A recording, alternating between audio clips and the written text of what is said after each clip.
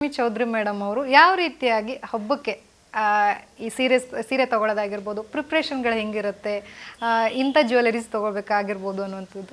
ನಾನು ಚಿಕ್ಕವಳಿಂದನೂ ತುಂಬ ಅಂದರೆ ನಮ್ಮೂರು ಹಳ್ಳಿ ಆದ್ರೂ ಅವತ್ತಿನ ಕಾಲಕ್ಕೇನೆ ಚಿಕ್ಕಪೇಟೆಗೆ ಹೋಗಿ ಬಟ್ಟೆ ತೊಗೊಂಬಂದು ನಮ್ಮೂರಲ್ಲಿ ಒಬ್ಬ ಜೆಂಟ್ಸ್ ಟೇಲರು ಅವ್ರಿಗೆ ಕೊಟ್ಟು ಡಿಸೈನ್ ಎಲ್ಲ ಹೇಳ್ಬಿಟ್ಟು ಹೊಲ್ಸ್ಕೊತಾ ಇದ್ದೆ. ನಮ್ಮ ಇಡೀ ಊರಲ್ಲಿ ಏನಾದರೂ ಒಂದು ಚಂದ ಡ್ರೆಸ್ ಮಾಡ್ಕೋಬೇಕಂದ್ರೆ ನಾನೇ ಅದು. ಅಂದರೆ ನಮ್ಮ ತಂದೆ ಅದೇ ಥರ ಇದ್ದರು. ನಮ್ಮ ತಂದೆ ಎಲ್ಲ ಹೆಣ್ಣುಮಕ್ಳು ಹೆಂಗಂದರೆ ಬಾಗಿಲಿಂದ ಆಚೆ ಹೋಗಬಾರ್ದು ಆ ಥರ ಎಲ್ಲ ಇತ್ತು. ನಮ್ಮ ಮನೇಲಿ ಹಂಗಿರಲಿಲ್ಲ. ನನಗೆ ಅವತ್ತಿಂದನೂ ಸ್ವತಂತ್ರ ನಮ್ಮ ಮನೇಲಿ. ಅದು ನಮ್ಮ ತಂದೆಗೆ ಸಲ್ಲುತ್ತೆ, ನನ್ನನ್ನು ಬೆಳೆಸಿದ ರೀತಿ. ಇವತ್ತಿಗೂ ಹಾಗೆ ನಾನು ಹಾಕ್ಕೊಳ್ಳೋ ಬಟ್ಟೆಯಿಂದ, ನಾನು ಹಾಕ್ಕೊಳ್ಳೋ ಯಾವುದೇ ಒಂದು ಆಭರಣ ಇರ್ಬೋದು, ಎಲ್ಲವನ್ನು ಇಷ್ಟಪಟ್ಟು ತೊಗೊಳ್ತೀನಿ. ನನಗೆ ಇನ್ನೂ ನೆನಪಿದೆ, ನಾನು ಚಿಕ್ಕವಳಿದ್ದಾಗ, ಇಮ್ಯಾಜಿನ್ ಮಾಡಿ, ನಾನು ಚಿಕ್ಕವಳಿದ್ದಾಗ ಒಂದು ಸಲ ಗಣೇಶ ಹಬ್ಬ. ನಮ್ಮಲ್ಲಿ ನಮಗೆ ಮೇನ್ 2 ಹಬ್ಬ, ಯುಗಾದಿ, ದಸರಾ. ಅವತ್ತಿಗೆ ವರ್ಷಕ್ಕೆ 2 ಸಲ ಹೊಸ ಬಟ್ಟೆ. ದಸರಾಗೆ ಬಟ್ಟೆ, ಯುಗಾದಿಗೆ ಬಟ್ಟೆ. ಮಿಕ್ಕಿದ ಟೈಮಲ್ಲಿ ಬಟ್ಟೆ ಇಲ್ಲ, ಅಂದರೆ ಹೊಸ ಬಟ್ಟೆ ಕೊಡಿಸೋದಿಲ್ಲ. ಸೊ ಗಣೇಶ ಹಬ್ಬ ಬಂದಿತ್ತು, ನನಗೆ ಬಟ್ಟೆ ಬೇಕು, ಹೊಸ ಬಟ್ಟೆ. ನಾನು ಎಲ್ಲರಿಗೂ ಹೊಸ ಬಟ್ಟೆ ಹಾಕ್ಕೋಬೇಕು. ನಾಳೆ ಗಣೇಶನ ಹಬ್ಬ, ರಾತ್ರಿ ಗಲಾಟಿ. ನಮ್ಮ ಅಮ್ಮನ ಹತ್ರ ಅಳೋದು, ನಂಗೆ ಹೊಸ ಬಟ್ಟೆ ಬೇಕು ನಾಳೆ, ನಾನು ಅವಾಗ ಲಂಗ ಬ್ಲೌಸು. ರಾತ್ರಿ 9:30ಗೆ ನಮ್ಮಪ್ಪ ಬಂದರು. ನಿನ್ನ ಮಗಳು ನೋಡು, ಕಾಂಪೌಂಡಲ್ಲಿ ನಿಂತ್ಕೊಂಡು ಅಳೋದು. ನಾನು ಒಳಗೆ ಹೋಗಲ್ಲ, ಹಂಗೆ ಹೊಸ ಬಟ್ಟೆ. ರಾತ್ರಿ 9:30ಗೆ ನಮ್ಮಪ್ಪನ ಹತ್ರ ಅವಾಗ ಸ್ಕೂಟ್ರು, ವಿಜಯನಗರಕ್ಕೆ ಕರ್ಕೊಂಡೋಗಿ ಆವಾಗ ಲಂಗ ಬ್ಲೌಸು ಅರ್ಸ್ಕೊಂಡು ಕರ್ಕೊಂಬಂದು, ನಮ್ಮೂರಲ್ಲಿ ಒಬ್ಳು ಟೈಲರ್ ಅಮ್ಮ ಇದ್ಲು, ಅವಳೇ ನನ್ನದೆಲ್ಲ ಬಟ್ಟೆ ಹೊಲಿತಾ ಇದ್ದಿದ್ದು. ಅವಾಗ ರಾತ್ರಿ ತೊಗೊಂಡೋಗಿ ನಮ್ಮಮ್ಮ 10:30ಯಲ್ಲಿ ಕೊಟ್ಟು, ಬೆಳಗ್ಗೆ 10:30 11 ಗಂಟೆಗೆ ಸ್ನಾನ ಮಾಡೋ ಅಷ್ಟರಲ್ಲಿ ನನ್ನ ಲಂಗ ಬ್ಲೌಸ್ ರೆಡಿಯಾಗಿರೋದು. ಅವಾಗ ಹಾಕ್ಕೊಂಡು ಬರ್ತಿದ್ದೆ ಆಚೆ ಕಡೆ ಆಡಿಸ್ಕೊಂಡು. ಅಂದರೆ ಒಂಥರ ಆ ಥರ ನಮ್ಮ ಮನೇಲಿ ನನ್ನನ್ನು ಬೆಳೆಸಿದ್ರು. ಪ್ರಾಬಬಲಿ ನನ್ನ ಈ ಗುಣಕ್ಕೆ ನಮ್ಮ ತಂದೆ ತಾಯಿ ತುಂಬ ದೊಡ್ಡ ಕಾರಣ. ನಾನು ಕೇಳೋದನ್ನು ಕೊಡಿಸೋದು ಇಲ್ಲ ಅಂತ ಯಾವತ್ತೂ ಅವ್ರು ಏನೂ ಹೇಳಿಲ್ಲ.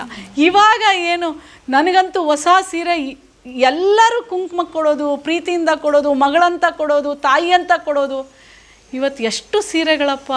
ನಾನು ಎಲ್ಲ ಒಂದು ಸಲ ಅವ್ರ ಪ್ರೀತಿಗೆ ಉಟ್ಕೊಂಡು ಎಲ್ಲ ಹಂಚ್ಬಿಡ್ತೀನಿ, ಕೊಟ್ಬಿಡ್ತೀನಿ. ಚೌಧರಿ ಮೇಡಮ್ ಅವರು ಯಾವ ರೀತಿಯಾಗಿ ಹಬ್ಬಕ್ಕೆ ಈ ಸೀರೆ ತಗೊಳ್ಳೋದಾಗಿರ್ಬೋದು, ಪ್ರಿಪ್ರೇಷನ್ಗಳು ಹೆಂಗಿರುತ್ತೆ, ಇಂಥ ಜ್ಯುವೆಲರೀಸ್ ತೊಗೊಳ್ಬೇಕಾಗಿರ್ಬೋದು ಅನ್ನುವಂಥದ್ದು? ನಾನು ಚಿಕ್ಕವಳಿಂದನೂ ತುಂಬ ಅಂದರೆ ನಮ್ಮೂರು ಹಳ್ಳಿ ಆದ್ರೂ ಅವತ್ತಿನ ಕಾಲಕ್ಕೇನೆ ಚಿಕ್ಕಪೇಟೆಗೆ ಹೋಗಿ ಬಟ್ಟೆ ತೊಗೊಂಬಂದು ನಮ್ಮೂರಲ್ಲಿ ಒಬ್ಬ ಜೆಂಟ್ಸ್ ಟೇಲರು ಅವ್ರಿಗೆ ಕೊಟ್ಟು ಡಿಸೈನ್ ಎಲ್ಲ ಹೇಳ್ಬಿಟ್ಟು ಹೊಲ್ಸ್ಕೊತಾ ಇದ್ದೆ. ನಮ್ಮ ಇಡೀ ಊರಲ್ಲಿ ಏನಾದರೂ ಒಂದು ಚಂದ ಡ್ರೆಸ್ ಮಾಡ್ಕೋಬೇಕಂದ್ರೆ ನಾನೇ ಅದು. ಅಂದರೆ ನಮ್ಮ ತಂದೆ ಅದೇ ಥರ ಇದ್ದರು. ನಮ್ಮ ತಂದೆ ಎಲ್ಲ ಹೆಣ್ಣುಮಕ್ಳು ಹೆಂಗಂದರೆ ಬಾಗಿಲಿಂದ ಆಚೆ ಹೋಗಬಾರ್ದು ಆ ಥರ ಎಲ್ಲ ಇತ್ತು.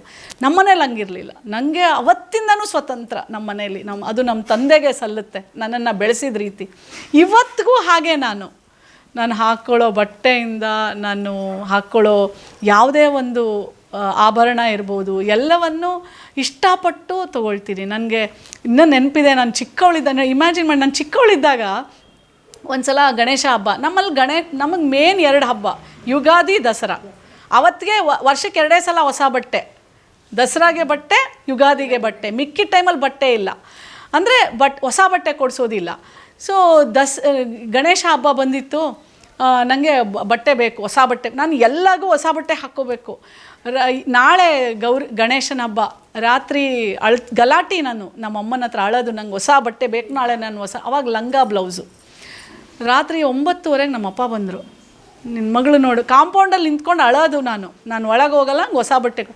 ರಾತ್ರಿ 9:30ಗೆ ನಮ್ಮಪ್ಪನ ಹತ್ರ ಅವಾಗ ಸ್ಕೂಟ್ರು, ವಿಜಯನಗರಕ್ಕೆ ಕರ್ಕೊಂಡೋಗಿ ಆವಾಗ ಲಂಗ ಬ್ಲೌಸು ಅರ್ಸ್ಕೊಂಡು ಕರ್ಕೊಂಬಂದು, ನಮ್ಮೂರಲ್ಲಿ ಒಬ್ಳು ಟೈಲರ್ ಅಮ್ಮ ಇದ್ಲು, ಅವಳೇ ನನ್ನದೆಲ್ಲ ಬಟ್ಟೆ ಹೊಲಿತಾ ಇದ್ದಿದ್ದು. ಅವಾಗ ರಾತ್ರಿ ತೊಗೊಂಡೋಗಿ ನಮ್ಮಮ್ಮ 10:30ಯಲ್ಲಿ ಕೊಟ್ಟು, ಬೆಳಗ್ಗೆ 10:30 11 ಗಂಟೆಗೆ ಸ್ನಾನ ಮಾಡೋ ಅಷ್ಟರಲ್ಲಿ ನನ್ನ ಲಂಗ ಬ್ಲೌಸ್ ರೆಡಿಯಾಗಿರೋದು. ಅವಾಗ ಹಾಕ್ಕೊಂಡು ಬರ್ತಿದ್ದೆ ಆಚೆ ಕಡೆ ಆಡಿಸ್ಕೊಂಡು. ಅಂದರೆ ಒಂಥರ ಆ ಥರ ನಮ್ಮ ಮನೇಲಿ ನನ್ನನ್ನು ಬೆಳೆಸಿದ್ರು. ಪ್ರಾಬಬಲಿ ನನ್ನ ಈ ಗುಣಕ್ಕೆ ನಮ್ಮ ತಂದೆ ತಾಯಿ ತುಂಬ ದೊಡ್ಡ ಕಾರಣ. ನಾನು ಕೇಳೋದನ್ನು ಕೊಡಿಸೋದು ಇಲ್ಲ ಅಂತ ಯಾವತ್ತೂ ಅವ್ರು ಏನೂ ಹೇಳಿಲ್ಲ. ಇವಾಗ ಏನು, ನನಗಂತೂ ಹೊಸ ಸೀರೆ ಎಲ್ಲರೂ ಕುಂಕುಮ ಕೊಡೋದು, ಪ್ರೀತಿಯಿಂದ ಕೊಡೋದು, ಮಗಳಂತ ಕೊಡೋದು, ತಾಯಿ ಅಂತ ಕೊಡೋದು.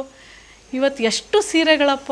ನಾನು ಎಲ್ಲ ಒಂದು ಸಲ ಅವ್ರ ಪ್ರೀತಿಗೆ ಉಟ್ಕೊಂಡು ಎಲ್ಲ ಹಂಚ್ಬಿಡ್ತೀನಿ, ಕೊಟ್ಬಿಡ್ತೀನಿ.